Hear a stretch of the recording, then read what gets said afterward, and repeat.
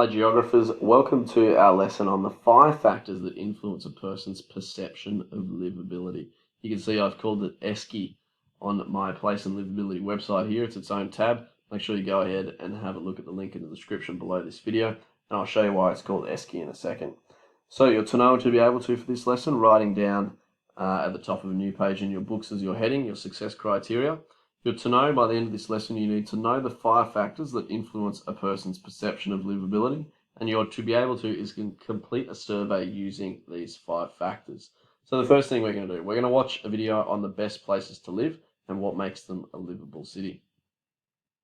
Second thing we're going to do a mnemonic. It's a memory tool. I want you to write down this in your books as well. So we're going to go through the 5 factors that influence a person's perception of livability. So what they perceive to be livable. So our first one is environmental factors, so go ahead and write that. Our second one is social factors. So we've got the society in which people live and how they interact. We've got culture, the way people live.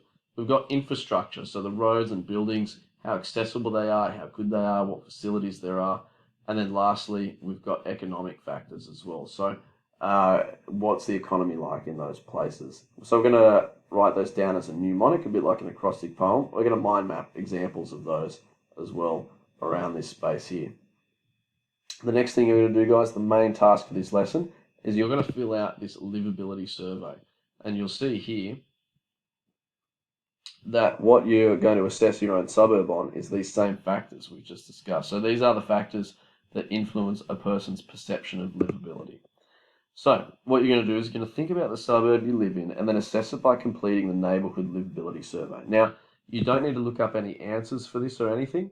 You just need to go on your perception, your thoughts, what you think, okay? So what do you think is the climate of your suburb?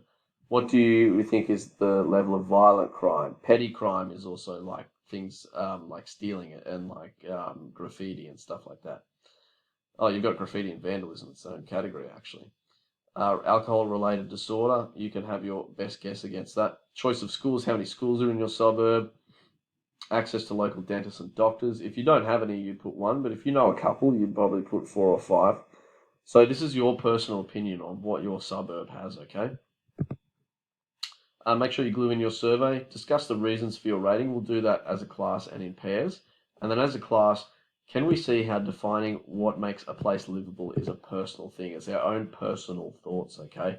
And our personal thoughts are categorized into these 5 things that I call ESCI, our 5 factors. So make sure you glue that in your books when you're finished. You can do the tallying up here at the bottom as well. And then lastly, we'll do a Kahoot on ESCI as well, the 5 factors that influence a person's perception of livability, to finish off the lesson. So what we've covered this lesson are the 5 factors that influence a person's perception of livability. And you can see in our survey here that you've completed, they're environmental, social, cultural, economic, and infrastructure as well. And if you remember it in the mnemonic of ESCI, you're going to be able to remember those 5 factors when it comes assessment time.